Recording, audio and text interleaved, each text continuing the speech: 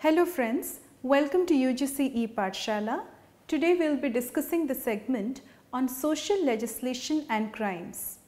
I am Suman Dash Bhattamishra, Assistant Professor of Law at National Law University, Odisha. And as part of the social legislations and crime module, we will be discussing a chapter on an analysis of the Medical Termination of Pregnancy Act. Let me first introduce the topic to you so that we know what it is about.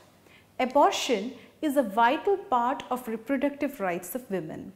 However, only under certain conditions can abortions be legal. The need to frame laws to regulate abortions has been felt over a period of time. The primary reason for doing so is that if abortions are left unregulated, medical termination of pregnancies in which the fetus is female will continue uninhibitedly, leading to the death of girl children even before their birth.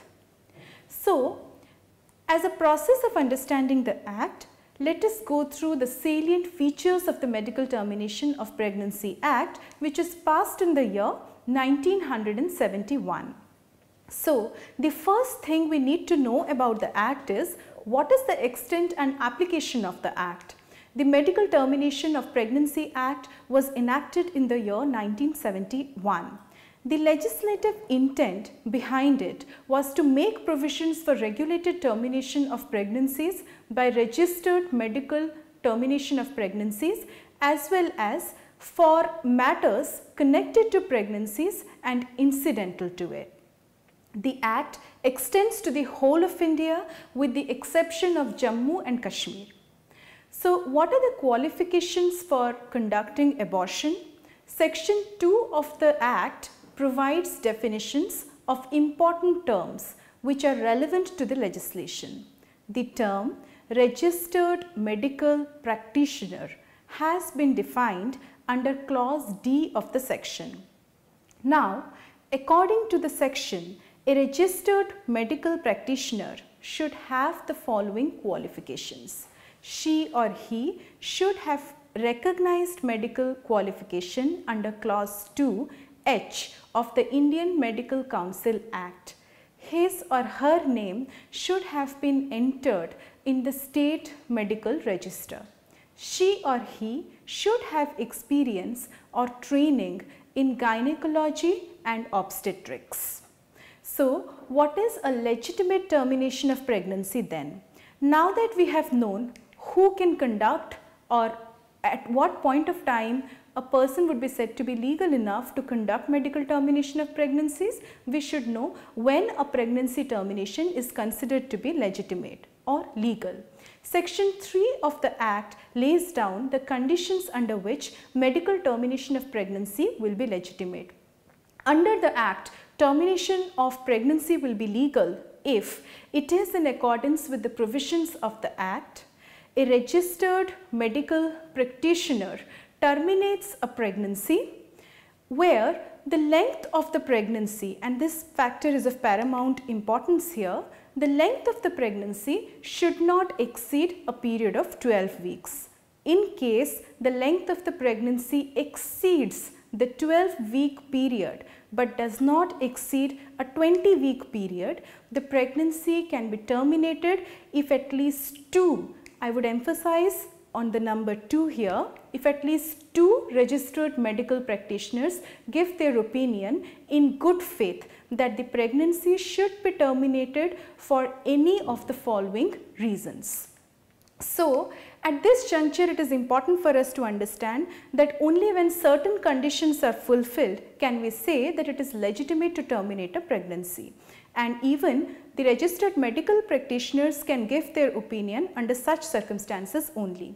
Continuance of the pregnancy would involve a risk to the pregnant woman's life or grave injury to her physical or mental health, or if the child were to take birth, there is substantial risk that it would suffer from physical or mental abnormalities or deformities, as a consequence of which he or she may be severely handicapped. Now, apart from the above important factors, the section also makes the following very important provisions in relation to the provisions. Explanations 1 and 2 of the Act are the relevant provisions here. Firstly, there is presumption that if a pregnancy is caused as a result of rape, the anguish resulting from such pregnancy will be construed as a grave mental injury to the woman, and such abortions in these cases will be considered to be legitimate per se. Secondly, in cases of pregnancy resulting from the failure of any contraceptive device used by the woman or her husband for the purpose of family planning, the anguish caused as a consequence of such failure will also be presumed to cause grave injury to the mental health of the pregnant woman. So, at this juncture we need to analyze that under certain circumstances per se grave injury to the mental health of the woman is presumed to be there because the circumstances themselves are grave enough to justify them. The Act also specifically mentions that in order to determine what constitutes grave risk to physical or mental health of the pregnant woman, account will be taken of her actual or reasonably foreseeable environment. The pregnancy of a woman can never be terminated if she has not attained the minimum age of 18 years, that is the age of majority, or if she is lunatic, unless and until there is a clear and free consent of her guardian. It is to be noted that such consent must be in writing. Under all other circumstances, consent of the pregnant woman is vital and non-negotiable. Section 4 of the Act makes provisions for the place of termination of pregnancy. Any termination of pregnancy cannot be made at a place other than a hospital established or any other place maintained or approved by the government under the Act. The Act also states that under certain special circumstances, sections 3 and 4 of the MTP Act will not apply. Now, under section 5, the Act provides that provisions of this section in relation to the termination of pregnancy within a certain duration will not apply if in the opinion based on good faith of at least 2 registered medical practitioners, the termination of such pregnancy is absolutely necessary to save the life of the pregnant woman. Now, the termination of pregnancy by any person who is not qualified and is not a registered medical practitioner is punishable under the Indian Penal Code. So, it is important for us now to understand what are the powers of the central government to make rules which are effective for implementation of the Act. By notification in the official gazette, the central government can make rules for effective implementation of the Act. The purpose of such rules may be to make provisions for any or all of the following matters. Firstly, training and experience of registered medical practitioners. Such other matters that may be provided by rules under the MTP Act. Now, training of registered medical practitioners is a vital aspect and the central government has power to make rules pertaining to that. Drafted rules will have to then be put before both the houses of the parliament when they are in session, and if both the houses agree to make any modification, the rules may be modified. What is the power of the state government in relation to the MTP Act and what is its power to make regulations under the Act? The state government may make rules for regulating any of the following. Firstly, it may require any opinion to be certified by a registered medical practitioner within time as may be specified in the regulations. Secondly, the state government may require any registered medical practitioner to intimate the fact of such termination of pregnancy and such other information relating to the termination as may be specified in such regulations. Thirdly, it may prohibit the disclosure of such termination of pregnancy except to such persons and for such purposes as may be specified in the regulations. Fourthly, rules may be made to furnish information about termination of pregnancies to the Chief Medical Officer of the state. Apart from that, the Act also makes provisions for certain immunities under it. The Act provides under Section 8 that no suit for other legal proceeding shall be entertained against any registered medical practitioner for damages caused or having probability of being caused for actions done in good faith or intended to be done under this Act. This is a very vital provision, however. Now, the Medical Termination of Pregnancy Act has made certain very relevant provisions, but still it suffers from some shortcomings. The MTP Act suffers because it is several decades old and is not adequately equipped to meet the current challenges. It suffers from very serious drawbacks, as a consequence of which regulating backdoor and illegal abortions becomes extremely difficult. Now, some of the primary drawbacks of this legislation are as follows. Firstly, and most importantly, the biggest difficulty in the MTP Act is the fact that after the period of 20 weeks, a pregnant woman is not allowed to abort her child. This includes those cases in which congenital defects are discovered in the fetus after the period of 20 weeks. As a consequence of such provisions, parents may be forced to give birth to children despite the fact that such children will suffer from complex health hazards for the rest of their lives. This was the subject matter of the case filed by Harsh and Nikita Mehta along with Dr. Nikhil Dattar. Details of the case have been discussed subsequently in this module, and we will talk about the nitty-gritties of it a little later. Another major drawback of the MTP Act is the requirement that abortions may be made only by a certain category of medical practitioners. Given the social reality of India, the restricted scope of qualifications prescribed for doctors makes it very difficult to provide a larger variety of abortion service providers.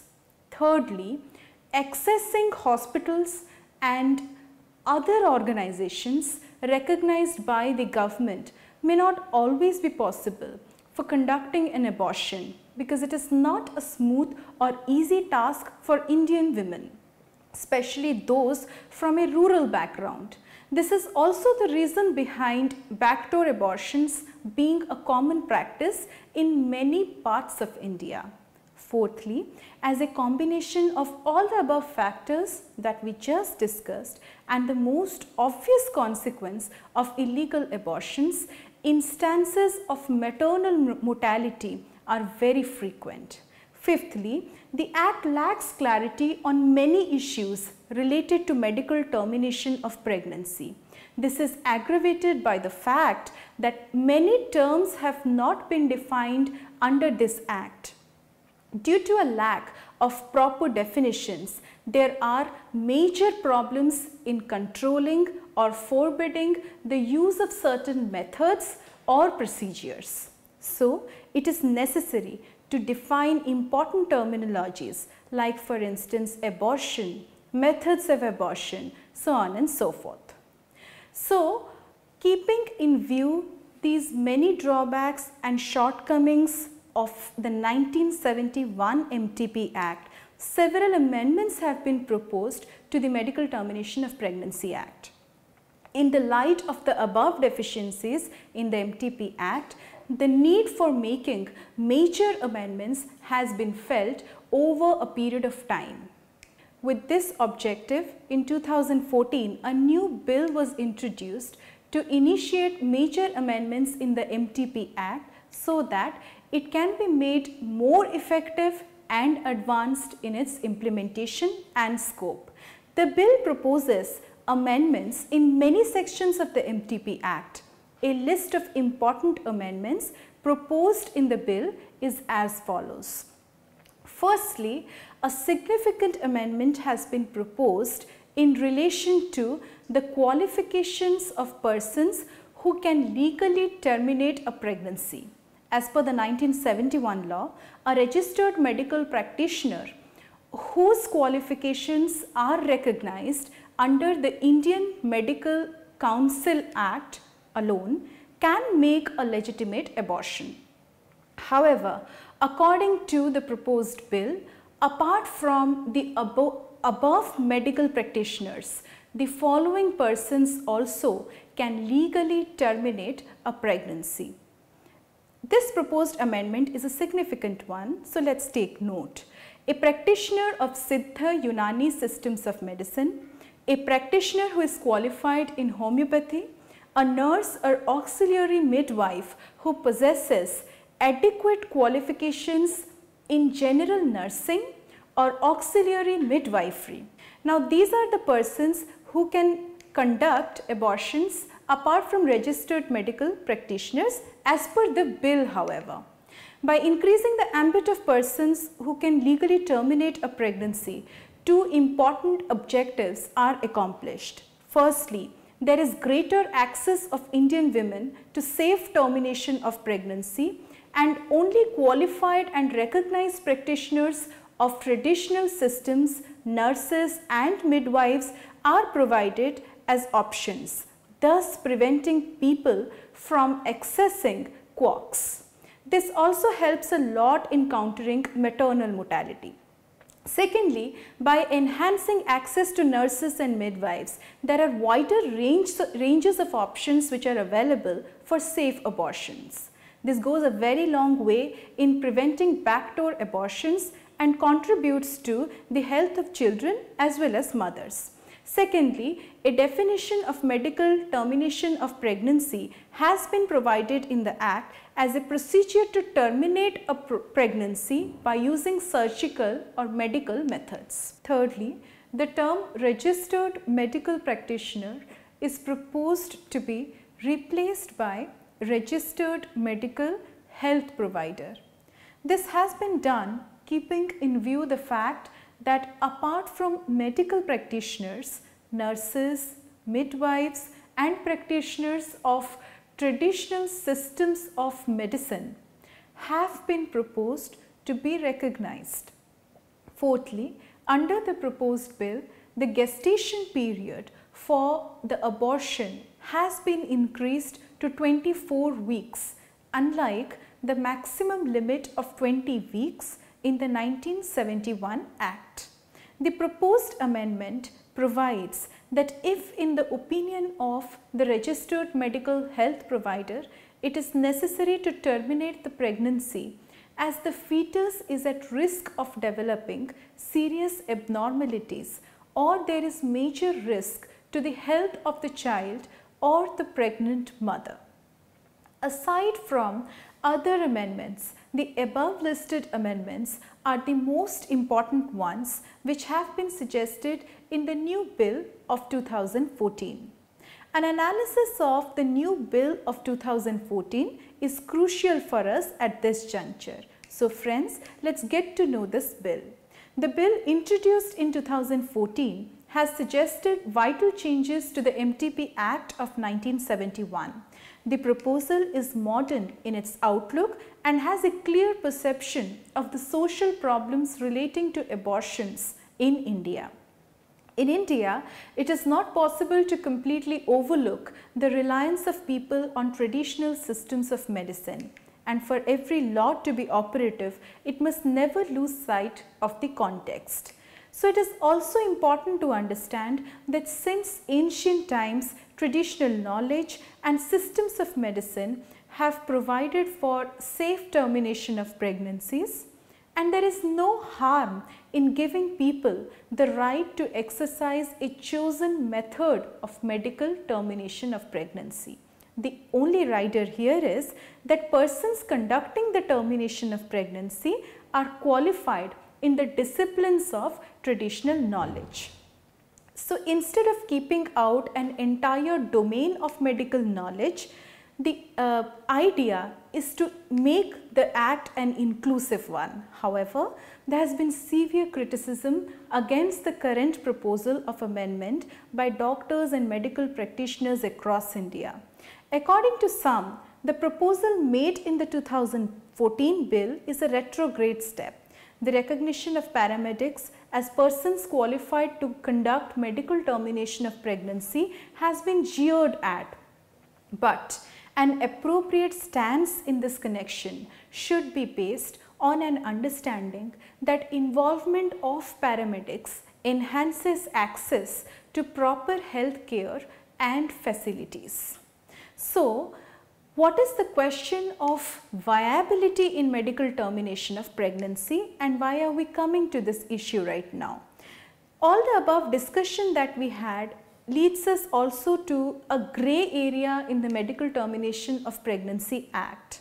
So, this is the issue of viability which we will be discussing now. A very important factor in matters relating to medical termination of pregnancy is the question of viability. The doctrine of viability refers to the point of time in the gestation period when the child acquires a distinct personality, and therefore taking a decision to end its life would be equivalent to an act of killing a complete human being. Different countries have different standards on the issue of viability. The case of Savita Halappanavar, a 31-year-old dentist who died in Ireland due to septic miscarriage, is a case worthy of discussion. In her case, Savita suffered a miscarriage as the state of Ireland declined her request for an abortion on the ground that it had completed 17 weeks and therefore had become viable. Despite the fact that there was grave risk to the life of the mother, Savita was not granted the right to abort, and finally she faced a traumatic death at a very young age due to a septic miscarriage. This case brings many important points for discussion. According to Irish law, at 17 weeks, the fetus becomes viable and acquires a distinct personality.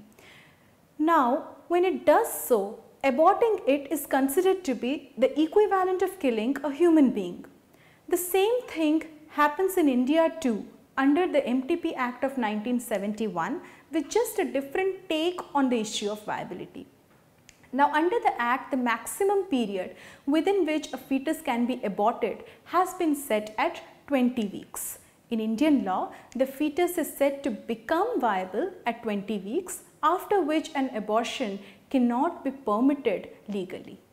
Now, medical termination of pregnancy involves substantial questions of law which are mingled also with questions of ethics. Striking the fine balance between ethics and pragmatism is a major challenge in the MTP Act.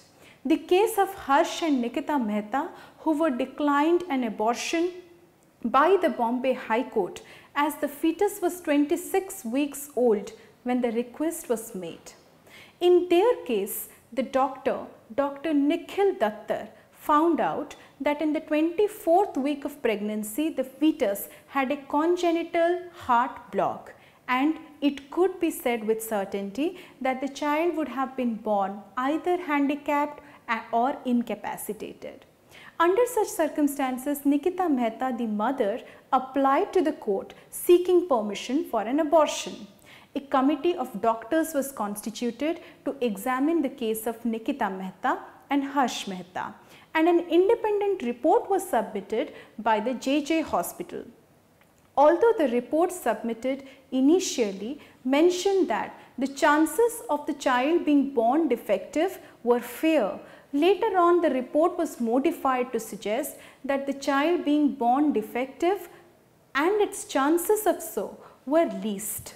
Arguments were also advanced by Nikita Mehta, stating that if the child was born with a congenital heart block, it would be required to attach a pacemaker in the heart of the child, which normally costs around 1 lakh rupees. And being a middle class family, they would not be able to afford the pacemaker every 5 years.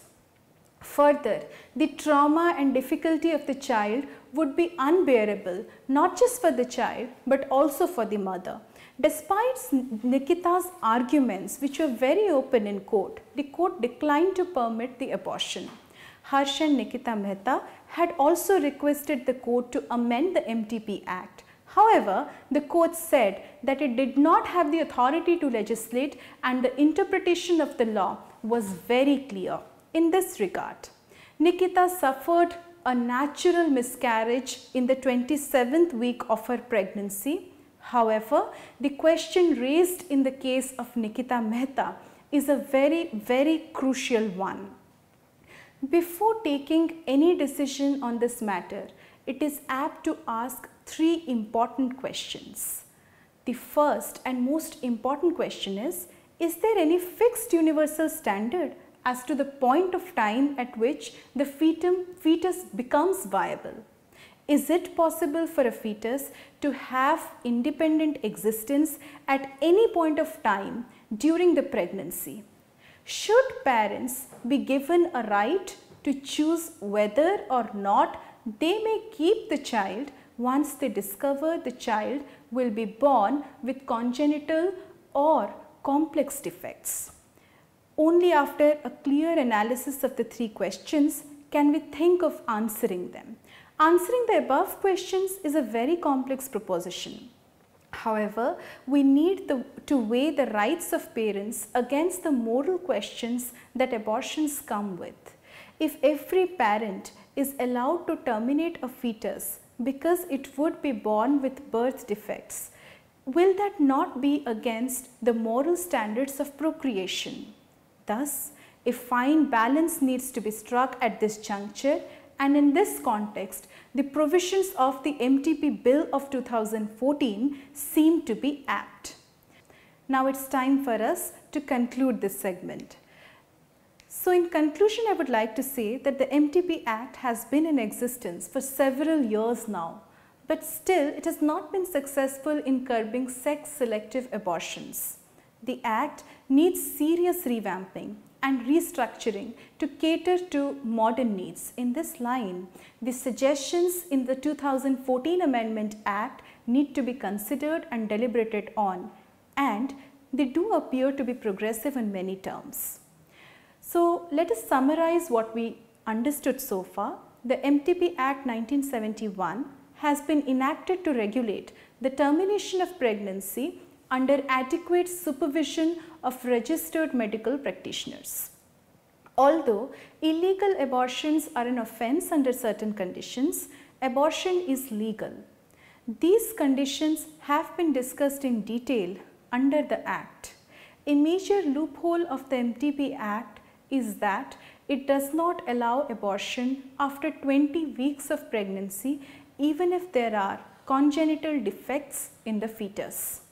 By limiting the qualifications for medical practitioners, a dearth has been created in relation to people who can conduct an abortion.